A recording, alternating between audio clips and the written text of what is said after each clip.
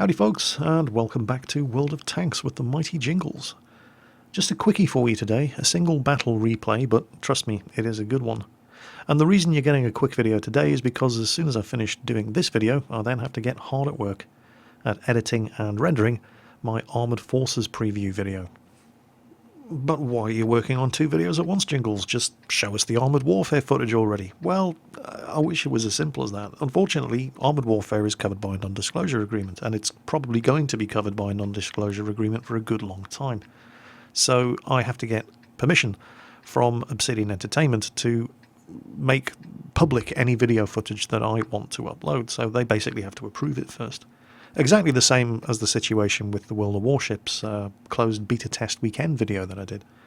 Now, the World of Warships video was approved within hours of me uploading it, so that was great, but there's no guarantee that it isn't going to take a day or two or even three for Obsidian to approve my Armoured Warfare video, and there's no guarantee they are going to approve it at all. So rather than take the risk, while I'm doing the Armoured Warfare video, I'm doing a bunch of World of Tanks and War Thunder quickies, just to give you something to chew over while you're waiting for Armoured Warfare. I don't think you're going to be too disappointed though. This really was a very, very good game.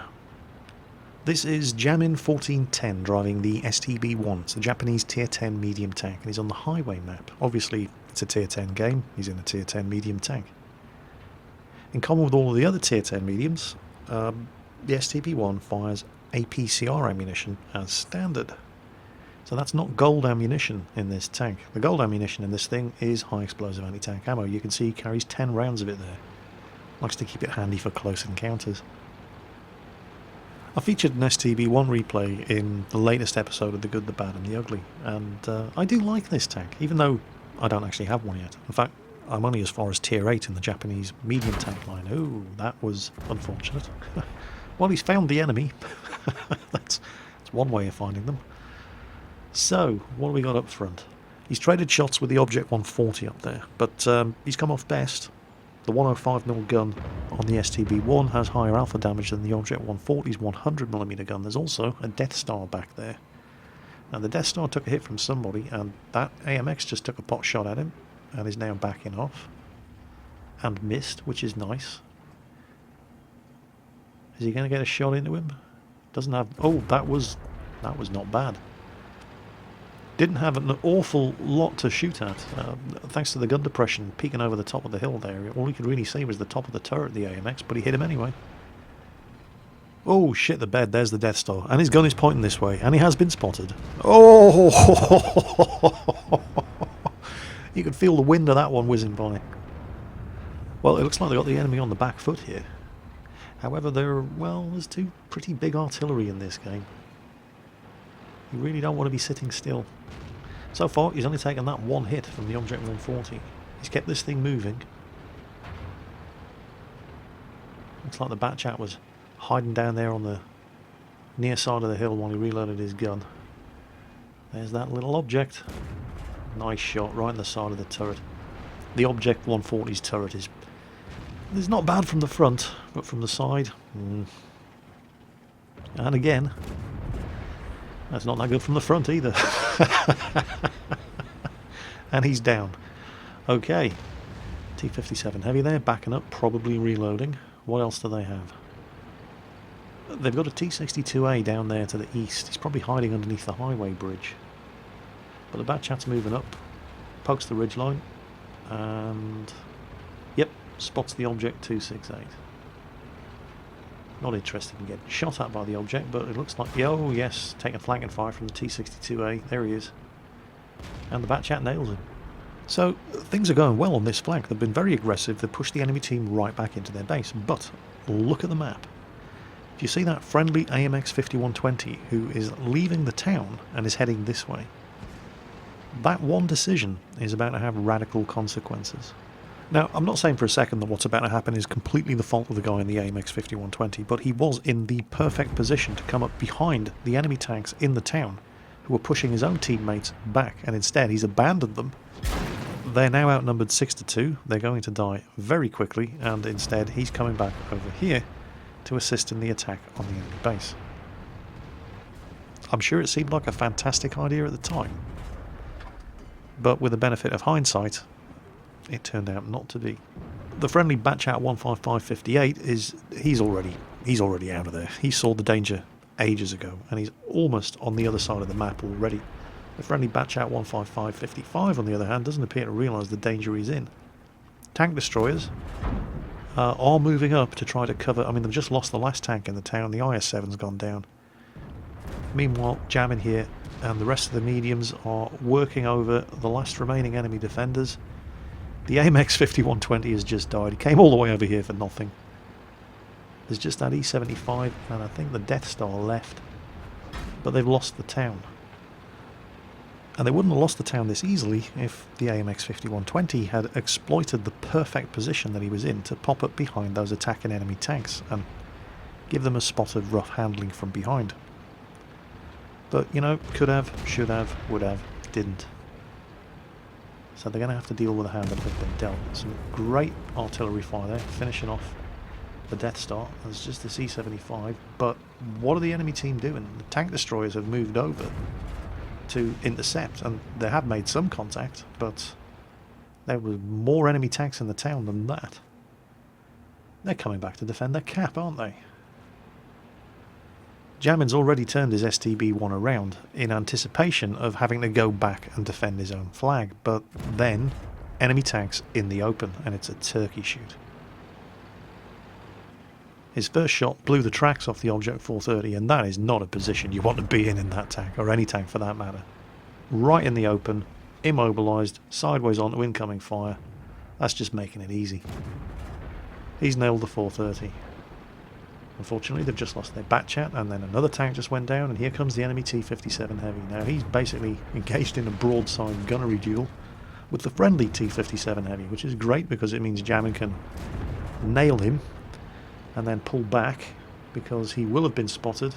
Oh, that's less than ideal. He is now the sole survivor of this massive tank battle that erupted in the enemy base, but he's being capped. Somehow, somebody managed to get around that Jagdpanzer E100 and the Waffenträger and sneak into his own cap circle. And then a whole bunch of things go wrong at more or less the same time. That Waffenträger E100 just took a big hit from the Object 704. The Jagdpanzer E100 doesn't have a lot of health yet, but they're 2-on-1 against an IS-7. And they do have artillery support. Unfortunately, that's going to be their downfall. The Object 704 pops up, spots Jammin, and kills the Waffenträger. Jammin has to keep going for the cap. He can't afford to get involved in the fight in the town or they're going to lose to cap. So he stays to the low ground and he motors for his own cap circle. But the Jagdpanzer E100 does not have a lot of health, but he does have artillery support against the IS-7, and that's more or less when the next thing goes wrong, because that was a little too close artillery support for comfort, and he has in fact been team killed by the Batchat 15558. Now, we don't know exactly what happened in the town. It could be that the IS-7 had managed to get around the side of the Jaegeru and was about to unload a shot into him, and he was going to die anyway unless the Batchat took the shot. But what we do know is that there's an IS-8 in the cap circle. Jammin puts one into him. Oh, backs up, tries to take the shot on the turret. The STB does have a pretty bouncy turret, but that one managed to go in, and then artillery manages to redeem himself by nailing the IS-8. So just an IS-7 and an Object 704 to deal with. And Jammin does have artillery support, but he's probably not going to want to get too close to the enemy based on previous experience in this game of what happens when you get too close to an enemy tank with this kind of artillery support. There's the IS-7, and he hasn't been spotted. He didn't get spotted until he fired, now he has. Don't know where the Object 704 is though. The Object 704 is a remarkably sneaky vehicle. If he has any sense, well, he could be doing one or two things. He could be lying in the bushes up there, just waiting for the IS-7 to spot Jammin's tank and then take the kill shot. Or he could be trying to sneak around. And you can see Jammin casting a few nervous glances over there to his right, but he knows he has to try to light up this IS-7 for his artillery, but at the same time, if he gets close enough to detect the IS-7, the IS-7 is going to detect him, and the 704 could be waiting for exactly that moment. but his spider sense is tingling. He comes around for a quick look. He really doesn't trust that Object 704. And sure enough, there he is. You sneaky Russian bastard. Chew on that one, Ivan. Not a bad move from the Object 704 player, but Jammin saw that one coming a mile away. Now all he has to do is spot the IS-7. While keeping him at arm's length, he does have 2 artillery backing him up. But he's going to have a go. He's loaded heat in anticipation of shooting at the front of the IS-7. And there he is. Oh, and it's the side. And he fires heat. And all it does is blow his tracks off. APCR would have killed him, but he's immobilized. Come on, Artie. Do it. Do it. What are you waiting for? There he is. Not a bad game at all. Results of that game? Well, isn't going to come as a great surprise to anybody that that was an ace tanker badge. But high caliber, he did almost 6,000 damage. Defender and Confederate. Okay, he was a top tier tank, but he did nearly 6,000 damage. And what's more impressive isn't so much the damage he did, as what he did the damage to. There were only 4 tanks on the enemy team that he didn't put a shot into. Hence the Confederate award to go with his 4 kills. 24 shots fired, 20 hits, 19 penetrations, 5,902 damage, 11 enemy tanks hit, and 4 kills. Special mention to the Object 704 driver on the enemy team, who had a blinding game as well. Unfortunately, somebody has to lose. So, a big thank you to Jammin 1410, having a cracking game in the STV1 on the highway map. And that's it for today. Now I have to lock myself back into the editing suite and get to work on the Armoured Warfare preview video. I hope to be able to show you that in the next couple of days. Providing, of course, that Obsidian Entertainment approve it for public release. So fingers crossed. And in the meantime, take care, and I'll catch you next time.